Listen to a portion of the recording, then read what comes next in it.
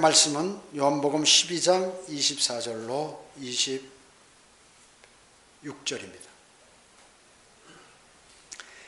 받들어 읽습니다. 진실로 진실로 내가 너희에게 말하노니 한 알의 밀이 땅에 떨어져 죽지 아니하면 한 알 그대로 남아있지만 죽으면 많은 열매를 맺느니라. 자기 생명을 사랑하는 사람은 그것을 잃을 것이요 이 세상에서 자기 생명을 미워하는 사람은 그것을 영생에까지 보존하리라. 누구나 나를 섬기고자 하면 나를 따라오라. 내가 있는 곳에 나의 종도 거기에 있으리니 누구나 나를 섬기면 아버지께서 그를 높이시리라. 이렇게 말씀하셨습니다. 오늘 말씀 제목은 풍요로운 추수를 하려면입니다. 풍요로운 추수를 하려면. 이제 가을로 접어들었습니다. 들에는 곡식들이 많이 익어가고 있죠. 가을이 아주 과일들도 풍성합니다. 그러나 올해 아마 가뭄이 있고 또 여러 가지 더위가 있어서 이 많은 그러한 채소들이 나오지 못해서 채소값이 아주 급상승했습니다. 급상승했어요. 그래도 가을에는 이후에 어쨌든 풍요롭습니다. 풍요롭습니다. 거둘 것이 가을에 많이 있습니다. 지금 이제 배추는 김장 배추를 심어가지고 이렇게 중간 이상 이렇게 자라가지고 대단히 크게 배추들이 이제 무럭무럭 자라고 있는 그러한 시절이죠. 그래서 우리나라에 보면 각 그 군마다 이 행사가 많아요. 가을에는 무료 행사들이 아주 우리나라처럼 이렇게 풍성하게 행사가 많은 나라도 아주 드물죠. 오늘 본문 말씀은 한 알의 밀이 땅에 떨어져 죽지 아니하면 한 알 그대로 남아있지만 죽으면 많은 열매를 맺는다고 말씀하셨습니다. 아주 역설적인 말씀입니다. 오히려 죽음으로 인해서 죽으면 오히려 영은 많은 열매를 맺는다는 그런 말씀이죠. 이 밀은 어떻습니까? 여러 가지 곡물들이 있지만 가장 오래된 곡물입니다. 이 밀이. 그래서 뭐 몇만 년 됐다는 얘기도 있는데 뭐 그것이 맞는지는 틀리겠죠. 하나님 말씀에 비하면. 이미 BC 7천년경에 이미 BC 정확히 얘기하면 우리 성경적으로 얘기하면 6천년이고 세상에서는 7천년이라고 이렇게 얘기해요. 이미 유프라데스 강 지역에서 이 밀은 자라고 있었습니다. 밀 줄기 끝에 20개 내지 100개의 꽃이 피고 이 중에 절반 이상이 곡물로 이렇게 되는 것입니다. 그래서 우리 한국의 밀 재배 역사도 깊습니다. BC 200년으로부터 100년경에 백제에서 이렇게 많이 사용했는데 그 굴량 창고 유적에 그 밀이 이렇게 발견되고 있습니다. 그래서 밀은 이 적도로부터 북극권까지 모두 다 재배를 하고 있는데요. 해수면 이하로부터 해발 3,000m까지 재배가 가능하고요. 특히 그 온대지방에서는 아주 그 밀이 많이 생성이 잘 자랍니다. 잘 자라서 아주 풍성한 열매를 맺는 것입니다. 그렇기 때문에 이 밀에 관해서 비유로 듣는 것은 아주 적절해요. 그래서 수많은 사람들이 그 밀에 관해서 이해를 할 수가 있다는 것이죠. 이것이 바로 오늘 본문 말씀은 자연의 법칙을 말씀하고 있는 것이죠. 한 알의 밀이 땅에 떨어져 죽는다 그 얘기죠. 그러면 그 안에 생명이 있는 것이 싹을 터서 죽음을 거쳐서 거기서부터 다른 또 생명들이 나오게 된다는 것입니다. 그 생명은 껍질을 부수고 즉 주변의 어려움들을 다 부숴버리고 새 생명력을 갖게 되는 것이죠. 이런 나무나 풀들이 싹 틀 때 보면 말이죠. 그 작은 것들이 어떻게 그렇게 그 땅들, 굳은 땅들을 밀고 올라오는지 말이죠. 이렇게 하면 손으로 이렇게 문드러지는 것들이 그 흙을 다 제치고 이렇게 싹이 나는 것을 보면 참 신비롭습니다. 마치 예수 그리스도께서 죽음의 권세를 이기시고 부활하신 것과 같이 부활의 열매인 그러한 많은 결실을 맺게 되죠.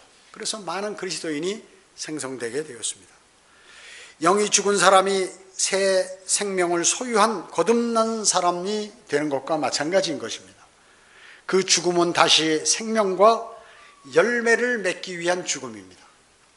예수 그리스도께서 죽으심으로 인해서 신부인 교회가 탄생됐죠.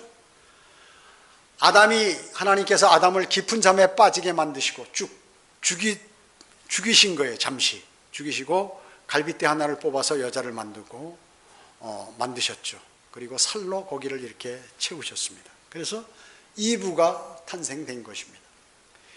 주 예수 그리스도께서는 하늘의 미랄을 죽음을 통해서 본인이 하늘의 죽은 미랄이 되어서 그분이 많은 사람을 살리는 것을 비유로 한 말씀이죠. 희생의 죽음 후에는 오는 그러한 결실은 많은 열매를 맺는 것입니다. 그래서 그리스도인의 희생, 그리고 그리스도인의 여러 가지 힘든 것을 참으며 노력하는 그러한 것들은 많은 열매를 맺게 되는 것입니다. 풍요와 풍성함이 어떻습니까? 그것은 죽은 후에 확고하며 영원한 것입니다. 영원한 것이에요. 그러나 처음부터 풍요함은 어떻게 될까요? 오래가지 못하는 것입니다. 여러분, 풍요증이라고 들어보셨어요? 풍요증. 그건 뭐냐면 아이들이 어렸을 때부터 너무나 풍요만 알면 조금 더 어려움 없이 그냥 뭐든지 자기가 원하는 대로 다 해줘 버리고 이렇게 돼버리면 나중에 자신감과 적응력이 없어진다는 거예요. 그럼 만약에 없어버리면 힘든 일을 당했을 때 그것을 이겨내지 못한다는 것이죠. 또 남을 믿지도 못하고 도전력이 없어요. 어떤 힘든 것에 도전하지를 못한다는 것이에요. 그리고 돈이면 다 된다는 그러한 증상을 바로 풍요증이라고 하는 것이에요. 돈이면 다 된다. 그래서 재벌 2, 3세들이 과거에, 지금은 뭐 많이 생각이 바뀌었지만 참말로 무례하고 모든 것들을 뭐 제대로 알지 못하면서 그런 일들을 수행해서 회사를 망치는 그러한 경우를 우리는 많이 본 것이에요. 그러나 하나님께서는 모든 것을 풍요하게 주셔서 그것을 향유케 하십니다. 영적인 풍요가 더 중요하죠. 그 중에서 물론 물질적인 풍요도 주님께서는 뭐 이렇게 걱정 없이 이렇게 해주시는 것입니다. 그러나 주님께서 주시는 것은 영적인 풍요함을 이렇게 말씀하는 것이에요. 그래서 진정 그리스도인으로서 풍요한 추수를 하려면 어떻게 하는가, 그것을 제가 하나님 말씀을 통하여 이렇게 얘기를 하려고 하는 것입니다. 첫 번째, 자기 의를 포기함으로 풍요함을 얻을 수 있다. 자기 의를 포기함으로 풍요함을 얻을 수 있습니다. 많은 사람들이 인생에 있어서 풍요함을 느끼지 못하고 삽니다. 나는 좀 너무 부족한 게 많다 해가지고 불평불만하는 사람들이 많이 있어요. 다른 사람, 그것은 왜냐하면 현대에 비교하기 때문에 그렇습니다. 비교하기 때문에 자신의 입장에서 또 하나님께서 주신 것을 그렇게 생각하지 않고 주변에 그 나쁜 짓을 해서 돈 번 사람도 있고, 물론 좋은 일에서 번 사람들이 있지만 주변과 비교하는 거예요. 그래가지고 상대적 빈곤감이 대단히 큽니다, 지금은. 그래서 아이들은, 특히 요즘 아이들은 그런 것들을 많이 보는 것이에요. 그렇기 때문에 아주 어렸을 때부터 불만족스러운 상태에서 살아가다 보면 어떻게 될까요? 참 인격 형성이 제대로 안 되는 것입니다. 가난하지만 풍성한 삶을 사는 것이 대단히 중요한 것이죠. 내가 죽어서 새 생명으로 태어나지 않으면 절대로 풍성해질 수 없다는 것입니다. 여러분의 영적인 모든 일도 그렇습니다. 자신이 매일매일 죽지 않으면 그러한 풍성한 영적인 열매들을 맺을 수 없어요. 맺을 수 없습니다. 육신이 살아있으면요. 매일매일 자신을 죽이지 않으면 그 삶이 절대로 풍성해질 수 없다는 것이죠. 이것이 바로 무슨 원칙입니까? 십자가의 원칙입니다. 십자가의 원칙. 왜 사람들은 십자가에 달리지 못합니까? 왜 그렇습니까? 그 십자가가 딱 보니까 어리석게 보여지는 것이에요. 아니, 저기 매달려서 고통을 당하다니. 그러나 십자가는, 성경은 뭐라고 말씀하셨어요? 십자가를 전파하는 것이 멸망하는 자들에게는 어리석은 것이지만 구원을 받은 우리에게는 하나님의 능력이라고 이렇게 말씀하고 계세요. 고린도전서 1장 18절에서.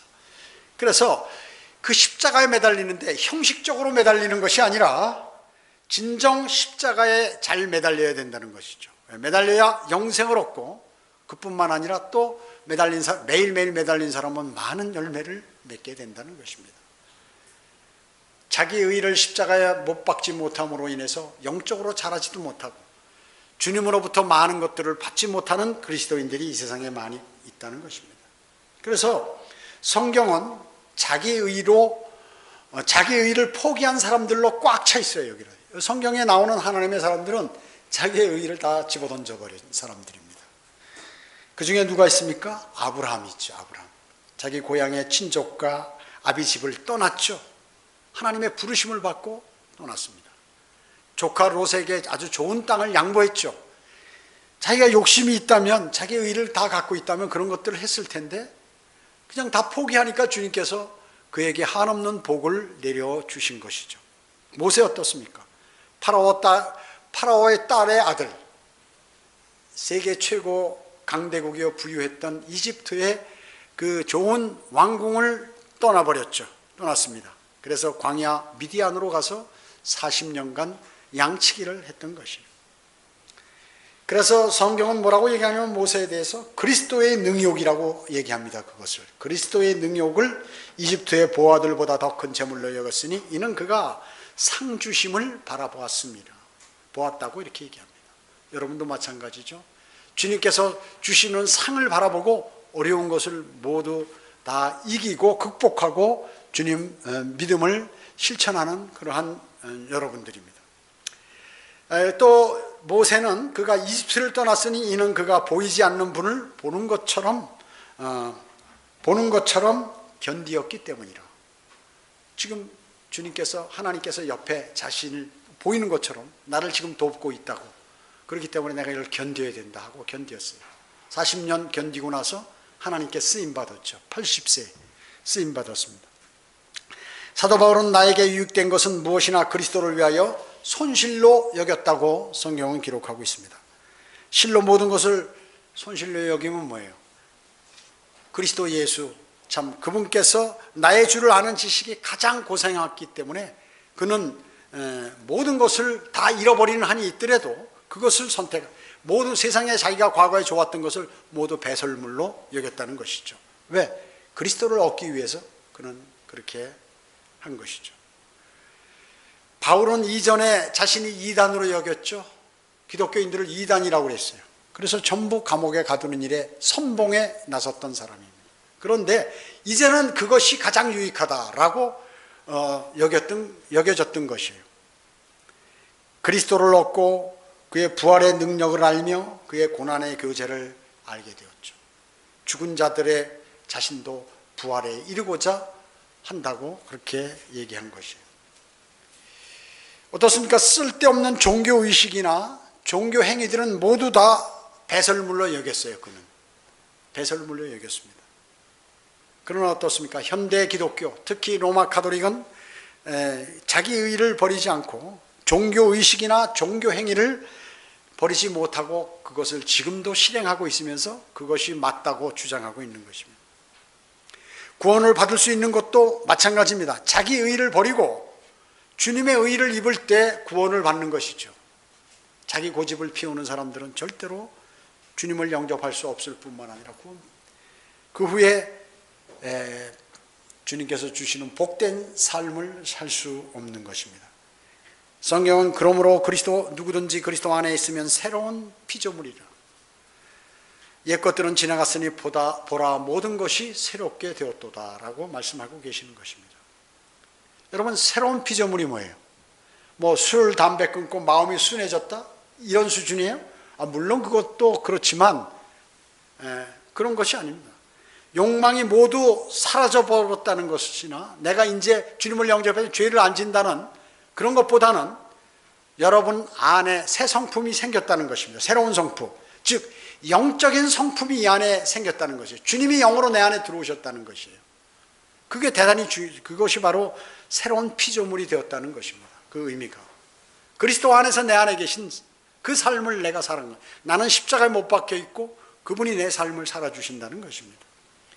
죄에 대한 강한 양심이 생기고 하나님의 말씀을 공부하고 하나님의 말씀에 관심이 있고 들으면 무엇인가 이해되고 좋고 예배 드리고 싶고 이런 내용들, 찬양이 즐겁고 잃어버린 혼들에 관한 연민이 있고 복음을 전하고 싶고 술집이나 춤, 난잡한 농담 이런 거 다 집어 던져버리고 싶고 이렇게 싫어졌고 이런 것입니다.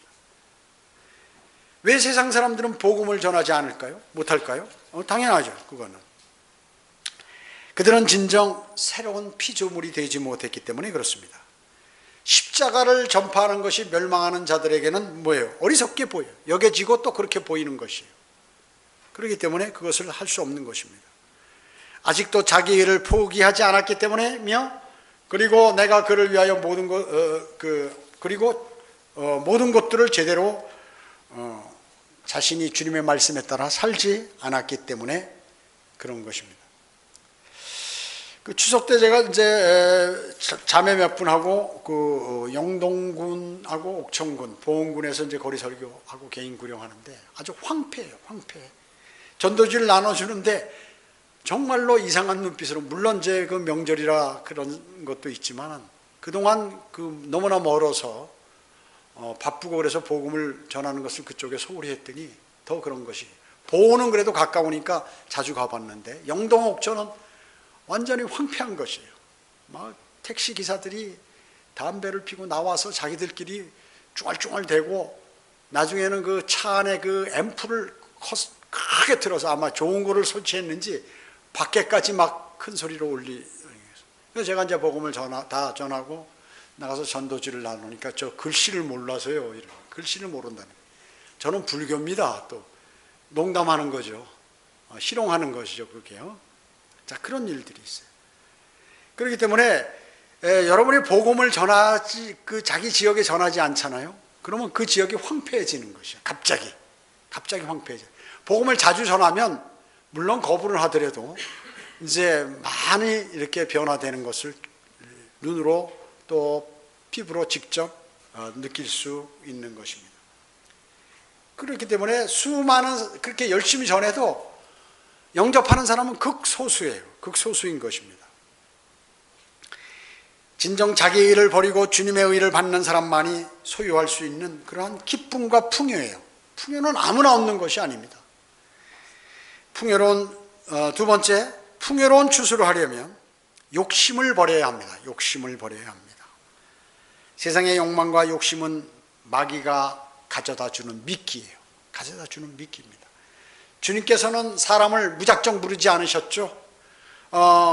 그 사람을 향한 주님의 목적이 있으시다고 그랬죠. 계획이 있으시고. 그러나 마귀는 말이죠. 여러분이 하나님의 동역자로서의 삶을 살지 못하도록 여러분을 유혹하는 것입니다. 그리고 여러분에게 접근해요. 그래서 세상하고 더 가깝도록 그렇게 만든다 그 얘기죠. 마치 뱀이 이불을 유혹하듯이 여러분을 유혹하는 것이에요. 구원받았으면 됐지. 뭐 때문에 그처럼 요란스럽게 살려고 하느냐. 적당히 믿어라. 마귀가 여러분 마음속에 그렇게 넣어주는 것이에요. 여러분 그런 생각도 가질 거예요. 오히려 무슨 복음을 많이 전하는 사람은 뭐 저렇게 요란스럽게 복음을 전하냐고 그렇게 하도록 만드는 것입니다. 그것은 바로 영적 조명이 서서히 꺼져가는 줄도 모르게 그 마음을 관장해 버리는 거예요. 사람의 마음을요. 누구든지 자신의 욕심에 끌려 유혹받을 때 시험당하는 것이니 그러므로 욕심이 잉타면 죄를 낳고 죄가 장성하면 사망을 낳느니라. 나의 사랑하는 형제들아 속지 말라는 것이에요. 좋은 선물과 모든 온전한 선물이 위로부터 곧 빛들의 아버지께로부터 내려오나니 그분께는 변화도 없고 회전하는 그림자로 없느니라. 이렇게 말씀하셨어요. 속으면 안 된다 그 얘기죠. 모든 여러분의 좋은 그러한 선물과 모든 온전한 선물이 주님께로부터 온다 하는 것입니다. 마귀가 던진 미혹에 여러분이 덥석 그것을 물어버리면 여러분은 주님으로부터 멀어지게 되고 큰 낭패를 당하게 되는 것입니다. 그런 어리석음을 갖지 않으려면 욕심과 여러분은 투쟁을 해야 돼요. 여러분의 욕심과 투쟁해야 돼요. 그것을 물지 않으면 시험을 이겨낸 거고, 그걸 물으면 시험에 져버리는 것입니다. 넘어간 것이에요, 유혹이. 그걸 아셔야 돼요. 나는 지금 무엇으로부터 유혹을 받고 있는가? 그것을 생각하셔야 합니다. 죄는 어떻습니까? 관념을 싹트게 하죠. 그리고 구체적으로 개발하게 됩니다. 그리고 마음속에 확고한 신념을 나중에 갖도록 만들어요. 죄에 대해서. 맞아, 바로 그거야. 그렇게 하면 되다 하고 이렇게 마음속에 딱 자리 잡아서 잡게 되면 그것이 뭐예요? 결단. 그러면 내가 이것을 행해야지. 이래가지고 행동으로 옮겨지게 되는 것입니다. 그러면 나중에 어떻게 해요? 사망에 이르게 된다는 거 성경은 말씀하고 있는 것입니다. 야, 설마 죄 짓는다고 죽어? 이렇게 여러분 생각하실 수 있을 거예요. 그것을 바로 오판하지 말라. 나의 사랑하는 형제들아, 속지 말라. 이렇게 말씀하고 있는 것이에요. 속지 말라고 말씀하는 것이에요. 온전한 선물이 뭐예요? 구원과 성령 같은 거 온전한 선물이죠. 좋은 선물은 뭡니까? 지혜, 재능, 은사 이런 것들입니다. 이런 것들은 모두 주님으로부터 내려온다 하는 것입니다. 욕심을 버린 사람이 뭐예요? 말씀과 기도에 정진하게 되는 것이에요. 욕심이 있으면 말씀과 기도에 정진하지 않은 사람, 내가 이거 불필요한 욕심이 너무 많구나 알면은 되시는 거예요. 그 다음에 복음과 진리를 전하지 못하게 하는 것이에요. 그럼 복음과 진리를 안 전하면 나는 욕심이 대단히 많은 사람이다. 강력한 유혹이나 그래야 욕심을 버린 사람이 바로 강력한 유혹이나 시험을 이길 수 있는 것이거든요. 자, 풍요로운 추수를 하려면 세 번째, 고통을 이겨내는 용기가 필요하다. 고통을 이겨내는 용기가 필요합니다. 용기 이거 대단히 필요한 것이 그리스도인에게요. 그래서 주님께서는 성경 곳곳에 두려워 말라 말이죠. 담대하라. 이 얘기를 끊임없이 하나님의 사람들에게 하신 것입니다. 농부와 풍요로운 추수, 그거 거저 얻어집니까? 농부가? 아니에요. 그 더운 날에도 김 메고 말이죠. 비 오는 날에도 그 물 들어올까봐 논 이렇게 다 정리하고 말이죠. 남은 비 오는데 집에서 부침개 구워 먹고 편안히 텔레비전 보고 있는데 이 농부는 그 괭이 메고 말이죠. 장화 신고 나가가지고 막 난리죠. 비 오는데 옥수같이 비가 오는데도 혹시 물이 그것을 쓸어버리지 않을까 하고 말이죠. 가물 때는 또 물을 주러 나가고 벌레가 오면 이 농약 치고 말이죠. 대단한 노력을 합니다. 그래야 이제 가을에 기쁨으로 그 추수를 하게 되는 것이죠. 힘든 과정을 거치는 것입니다. 그것의 결과가 좋은 농작물들의 결실을 얻는 것입니다. 귀한 것이죠. 귀한 것입니다. 농부에게는. 그래서 여러분들 농부들 한다고 뭐 농사 졌다고 그냥 거저 이거 뭐 거저 갖고 오면 안 돼요. 반드시 그 대가를 적은 거라도 지불하고 갖고 와야 돼요. 그 대단한 그 노력해서 얻은 것입니다. 귀한 거예요. 귀한 것입니다. 세상의 모든 일이 이렇게 세상의 모든 일도 마찬가지로 고통이 수반되는 것입니다. 하물며 하나님 일을 하는데 그냥 거저 됩니까? 아니에요. 고통을 받으면서 순례길을 가지 않으면 그러한 것들을 얻을 수 없는 것입니다. 그러나 이 고통과 고난, 이러한 이것을 면류관이라고 얘기하는데, 고통과 고난, 예수 그리스도께서 쓰신 가시 면류관이 뭐예요? 고통이죠. 이것은 십자가 없이는 그 면류관을 받을 수 없는 것이에요. 십자가 없이는 면류관이 없는 것입니다. 본문 26절에 누구나 나를 섬기고자 하면 나를 따라오라. 내가 있는 곳에 나의 종도 거기에 있으리니 누구나 나를 섬기면 아버지께서 그를 높이시리라. 주님을 섬기는 일이 쉬운 것은 아니다. 쉬운 것은 아니에요. 자기의 모든 것들을 좀 버려야 주님을 섬길 수 있어요. 주님을 섬길 수 있는 것입니다. 그렇게 섬기면 뭐예요? 아버지께서 그 사람을 높이신다 그 얘기죠. 주님을 섬기는 사람은 주님의 종이죠. 종은 일하는 사람입니다. 일하다 보면 고통이 따릅니다. 고통을 이겨내는, 근데 그 고통을 이겨내려면 뭐예요? 담력이 필요하죠. 그 고통에 물러서면 담력이 없는 사람이에요. 그 고통을 이기고 견디고 나가는 것이죠. 수많은 사람들이 고통을 이길 만한 용기가 없으므로 다음 단계에 도달하지 못하는 것이에요. 학생은 뭐예요? 공부하려면 고통스러워요. 그래서 아이들은 노는 거예요. 공부 잘하는 게 쉬운 게 아니라 그 얘기죠. 고통스러우면 더우나 추우나 앉아가지고 그걸 연구해야 되고 하기 때문에 이 시간에 지금 가을에 하늘도 높고 맑고 공기도 좋은데 나가서 좀 놀아야 되는데 책상에 골방에 앉아서 불 켜놓고 책을 보고 공부를 해야 되니까 고통스러워요. 그 노는 아이들은 성적이 나쁘고 공부하는 아이들은 성적이 좋은 거예요. 성적이 좋으면 좋은 학교 가고 좋은 학교 가면 매일 연구하고 하다 보면 그런 사람이 돼서 그런 자리에 앉아서 그렇게 하게 되는 것이고 그게 열매거든요. 하나님의 일도 동일합니다. 하나님 일도 동일한 것입니다. 수많은 사람들이 고통을 이길 만한 용기가 없기 때문에 그 다음 단계는 뭐냐? 영적 성장도 마찬가지예요. 거저 영적 성장이 됩니까? 하나님의 말씀을 묵상하고 교제하고 하나님의 말씀에 집중하고 이렇게 설교에도 다른 생각하지 않고 그 말씀들이 내 마음속에 착착 들어올 때 이게 잘하는 것이죠. 그 많은 사람들이 이게 어려워서 안 하는 것입니다. 어려워서 안 하는 것이에요. 그렇기 때문에 주변에 일어나는 일들에 겁먹고 놀라워하는 것이에요. 왜? 기도하지 않았기 때문에. 그리스도인이 어느 날 갑자기 말이죠. 평안한 믿음 생활하다 보면 무슨 일이 덜컹 발생하게 돼요. 기도를 하게 되면 주님하고 교제를 하게 되면 깨어 있어가지고 그런 일이 오면 딱 방어하기 위해서 자기가 준비를 하고 평소에 있었기 때문에 방어를 하고 당연히 그런 일이 올 줄 알았어 하면서 주님께 맡기고 이렇게 이겨날 텐데 그저 가만히 있다가 그냥 무슨 일이 터져버리면 어떻게 해요? 겁먹고 놀라서 쓰러져 버리는 것입니다. 그리스도인은 사람들로부터 오는 영광을 구해서 안 되는 것이죠. 주님께로부터 오는 영광을 구해야 하는 것입니다. 그렇기 때문에 헌신하고 또 멸망으로 가는 그러한 사람들의 혼을 구원시키는 것이 그런 것이 자신의 그런 모든 것들을 고통을 이기는 것이거든요. 그러니까 그 사람에게는 영광이 돌아오게 되는 것입니다. 주님께서는 여러분을 보호하세요. 여러분이 뭐 주님을 위해서 힘든 일이라고 한다고 여러분 뭐 죽거나 뭐 병들거나 그러지 않아요.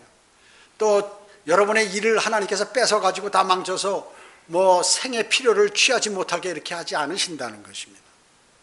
주님께서는 여러분을 보호하세요. 그리고 적들 앞에서 여러분들 앞에 풍성한 식탁을 마련해 놓으시는 것입니다. 그걸 아셔야 돼요. 그걸 아셔야 됩니다. 여러분 안에 있는 죄악 요소들을 제거하고 주님을 신뢰 못하는 그러한 부정적인 생각을 다 제거해 버려야 돼요. 그것을 제거해 버리려면 용기가 있어야 돼요. 용기게. 내가 이거 버리면 안 되는데. 내가 이런 탐욕을 버리면 안 되는데.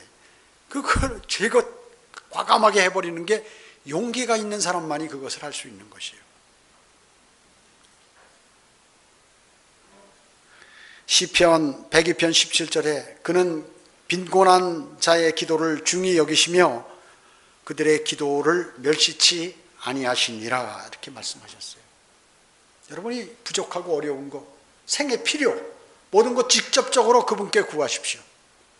그분은 모른 척하지 않으신다는 것이에요. 마가복음 11장 24절 그러므로 내가 너에게 말하노니 너희가 기도할 때 바라는 것들은 무엇이나 받은 것으로 믿으라. 그리하면 너희 것이 되리라. 마음속 구절하셨죠. 바로 그거예요. 풍요함으로 기도함으로 풍요한 생활을 할 수 있는 거예요. 주님하고 풍성한. 그 수요 기도에도 사실 그래서 중요한 거예요. 물론 멀리 있으신 분은 그곳에서 하지만 실질적으로 그러한 기도를 함으로써 주님하고 자주 교제를 나눔으로써 주님이 주시는 그것을 잘 받을 수 있는 것입니다. 고통을 이길 수 있죠. 필요를 충족할 수 있죠. 마음의 진정한 위로를 받을 수 있어요. 세상 사람으로부터는 받을 수 없고 사람으로부터는 위로받기 어려워요. 주님으로부터는 받습니다. 전지전능하신 주님의 도우심이 있는 것이에요. 그리스도의 군사는 뭐예요? 고통을 이겨내는 용기를 소유한 사람이에요. 그게 바로 그리스도의 군사인 것입니다. 풍요로운 이제 말씀을 다 마쳤는데 풍요로운 추수하려면 여러분 오늘 세 가지를 들었죠. 자기 의의를 포기해야 돼요. 두 번째 뭐예요? 욕심을 버려라. 욕심을 버려라. 그 다음에 세 번째 고통을 이겨내는 용기를 가져야 된다. 고통을 이겨낼 용기를 가져야 돼. 필요하다, 용기가. 여러분의 주님의 도우심으로 여러분은 나중에 그렇게 하시면 승리하는 자신을 발견하는 거예요. 아, 내가 여기서 이겨냈다. 매일매일 자기 생활에, 자기 일에, 또 주변에 일어나는 그러한 신경 쓰는 일에 매일 거기에 그냥 휘말려 가지고 말이죠. 주님께서 주시는 그 은혜를 받지 못한다고 그러면 그 사람은 많은 것을 잃어버리는 것이. 많은 것을 잃어버리는 것이. 여러분, 어떤 게 더 중요한지를 판별을 하셔야 돼요. 그게 바로 현명한 사람만이 그것을 할 수 있다는 것입니다. 그리고 여러분을 이제 그런 사람을 어때요? 나중에 주님이 높여주시는 것이죠. 그리스도의 심판석에서는 뭐예요? 면류관으로. 왕이 쓰는 면류관. 왕이긴 왕인데 왕관 없는 왕이 되면 얼마나 참 초라하겠습니까? 왕은 뭐예요? 왕은 권력을 갖고 있는 거예요. 권력. 힘이 있는 거예요. 그리고 힘의 상징은 뭐냐면 왕이, 그래서 왕이 입는 모든 옷들과 왕관들과 뭔 화려해. 그러니까 그 화려함과 그 귀함과 거기에 압도되기 위해서 그렇게 하는 거예요. 궁을 왜 크게 짓습니까? 큰 나라일수록 궁을 크게 짓죠. 왕이 기거하는 그 궁, 업무, 청와대 이런 데 왜 그렇게 집들을 그렇게 짓느냐. 그 권위를 상징하는 것이에요. 그렇기 때문에 그러한 고통들이 바로 그러한 좋은 영광으로 주님께서 그리스도의 심판석에서 주신다. 천년왕국에서는 뭐예요? 유업으로 봐. 땅을 핥다 큰 넓은 땅을 통치하도록 주시는 것이에요. 새 예루살렘은 아주 큰 백보자 심판에서는 뭐예요? 주님과 함께 심판하는 것이죠. 심판에 참여하는 것입니다. 그런 것들이 이제 다 여러분들에게 주어지는 것이죠. 진정 이럴 때 거기도 사람들이 있잖아요. 미래에도 전부 사람들이 같이 함께 있어요. 여러분들과 함께. 그럴 때 그 사람들이 아는 것이에요. 야, 나도 저렇게 살았으면 저 자리 저렇게 대우를 받았을 텐데 하는 것이에요. 그게 이제 여러분들을 조금 있으면 이제 지속적으로 영원까지 여러분을 부러워한다는 것이에요. 그리고 여러분의 그 영광을 부러워하는 거예요. 여러분이 주님으로부터 영광을 그렇게 다 받는 거예요. 주님도 영광 받으시고 여러분도 영광 받으시는 거예요. 사람들이 부러워하는 것이에요. 여러분을. 내가 이 땅에 있을 때 왜 똑같이 난 저 사람보다도 잘 살고 또 많은 것도 알고 좋은 기회도 많았었는데 나는 주님만 모르고 주님께서 하신 말씀만 내가 귀하게 여기지 못했는데 보니까 저 사람은 모든 것을 다 잃어버린 것 같았는데 여기 와서 이렇게 좋은, 나는 이렇게 되고 저 사람은 저렇게 영광을 받고 좋은 자리에 앉아 있구나 하는 것을, 그것을 말씀하는 거예요. 오늘 본문이요. 그것을 말씀하는 겁니다. 주님께서 여러분을 높여 주신 것에 대해서 이제 여러분은 주님을 영원히 그때 가서도 영원히 진짜로 찬양하게 되는 것이에요. 주님을 찬양하지 않을 수 있겠어요? 주님이 하신 말씀이 옳다. 옳은 줄은 내가 이 땅에서도 알았지만 정말 이렇게 크게 좋은 영광인지는 알긴 알았었는데 정말 당해보니까 더 큰 영광이네. 내가 이것을 주신 주님을 찬양하지 않을 수 없는 거죠. 그 사람만이 찬양하는 거죠. 지금도 주님으로부터 많은 것들을 받았다고 하는 그 사람들이 주님께 영광을 돌려드리는 거예요. 이것이 참된 경배입니다. 영과 진리로 드리는 참된 경배. 여러분, 주님으로부터 아무것도 받지 못하고 인도하심을 받지 못했는데 내가 경배 드리고 하겠다고 하면 주님이 나 너한테 분명히 기회를 줬는데 네가 그거 못 잡은 것이야. 그리고 나한테 지금 뭘 영광을 돌리겠다고 얘기하겠냐? 이렇게 하시는 것이에요.